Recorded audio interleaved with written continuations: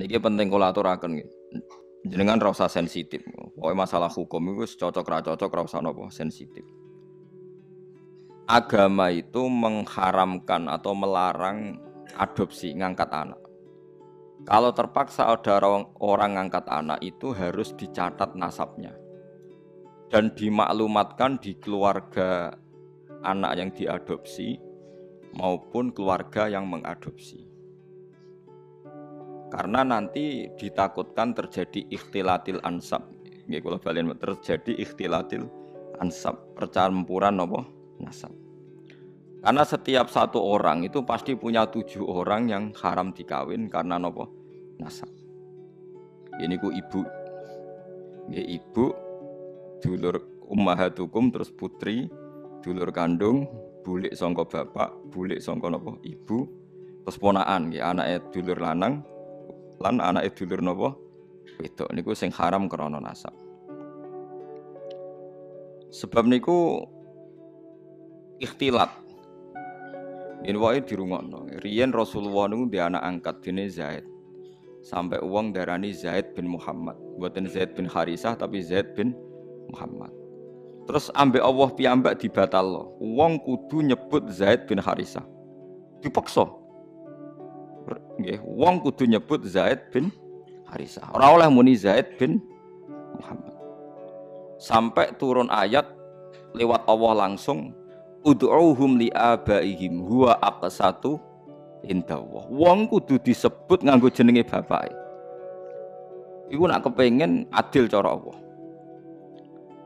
Mergo tiyang adopsi niku mesti nglahirno sombong. Kula pun bolak-balik wingi kula ngaji teng Bojonegoro teng Islamic Center nggih bilang.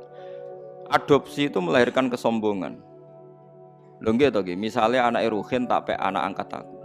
Kan keren ben Gus Bak timbang ben Ruhin. Lama-lama anaknya itu kalau ditanya seneng jenengan sinten kula putrine Gus Bak. Kan enggak siap di bapak keriting, enggak jelas misalnya ning dalan-dalan ya wis ngono kan. Itu satu, melahirkan kesombongan. Dua, terjadi ikhtilatil ansab. Misalnya anak Ruhin melok kula terus kuliah. Jebule pacaran mbek dulure dhewe. Terus engkok rabi entuk dulure dhewe, entuk ponakane dhewe. Itu bahaya sekali. Sangat-sangat bahaya. Kalau mau cerita tentang budi-budi ketika saya memberi makalah tentang adopsi ini wonten kiai sikoh bisa dipercaya cerita. Itu ono wong tipe anak angkat yang Jakarta. Yang nganterkan tuh Pak D-nya. Suatu saat anak ini besar kuliah pacaran mbek adik kandungnya. Walhasil terus kawin di anak sitok.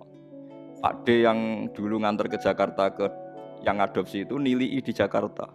Kok kagetnya bukan main, ternyata yang dirabi itu sama-sama ponakannya gitu, dulur nopo kan? Ini bahayanya ngangkat anak nopo angkat. Sehingga dibatalkan oleh Allah, orang harus mau menyebut bapaknya. Ud'uuhum li abaihim huwa aqsatu indallah. Tapi wong saiki saenake dhewe.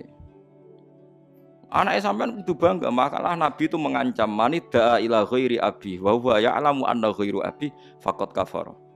Wong sing ngaku ora bapake diaku bapake dianggap ngafiri atau ngingkari ajaran Kanjeng Nabi Muhammad sallallahu alaihi wasallam.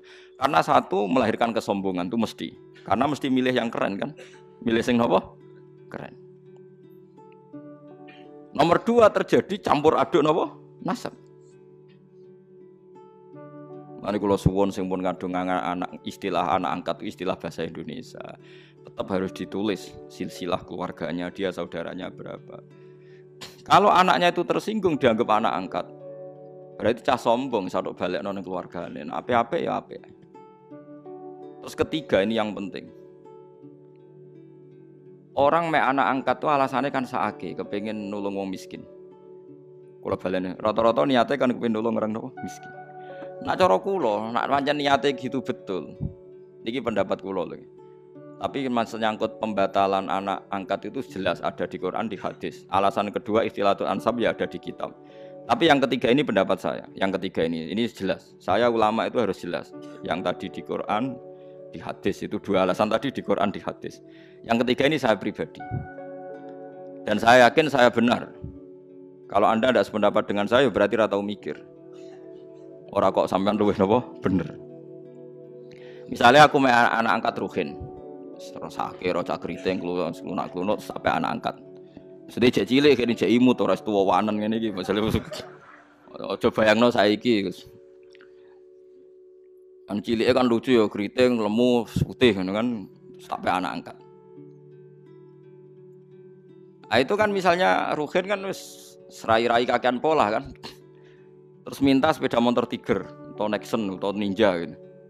Kan berarti saya kalau nuruti anak angkat karena dia sudah kayak anak saya kan mungkin tak turuti. Tuku sepeda motor 30 juta.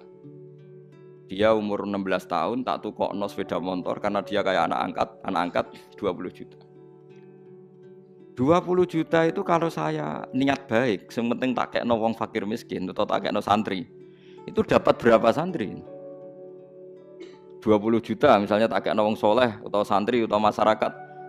Kalau 20 orang saja dapat 1 jutaan anu maturune entek ngamek ndongakno kabeh. Kiri 20 ndongakno kabeh.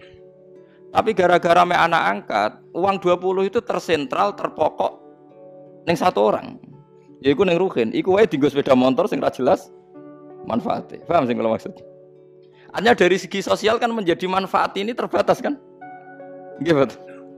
Nah aku ramai anak angkat Ruhin kebagian 1 juta, mungkin Mustafa kirim pisan kebagian 1 juta kan beberapa orang karena saya ada harus terfokus mikir cakriting, paham gak? Lu paham tenan tuh. Lu kayak menentang pendapat saya boleh, saya pastikan ini pendapat saya. Tapi kan iso globalnya, paham tuh? Artinya kalau orang engkau Ruhin dewasa tak gekno omah, entek 100 juta. Alasannya sakit Ruhin anak melarat. Andai kan aku gak mek anak angkat mungkin 100 juta lebih ke orang banyak.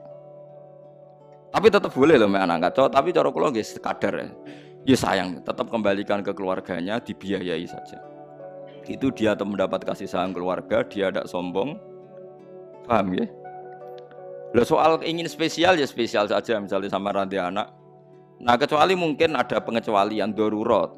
Sampean enggak punya anak.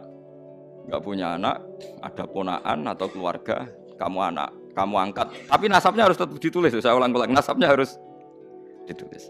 Karena ciri utama manusia yang disebut Allah adalah faja'alahu nasabah. Jadi orang harus jelas nasabnya. Jadi alasan ketiga tadi kelihatan. Kalau anak angkat itu kan nanti semua aset itu kan terkonsentrasi. Itu mau. Biasanya wong lomo 20 juta dibagi wong akeh gara-gara di anak angkat 1 mungkin hanya untuk beli apa? Sepeda motor. Sepeda motor, mulai cak keriting ngono wis mbok weling njuk sangu 1 juta. Entek sedina. Padahal mau tak kena fakir miskin 1 juta cukup sak wulan kan.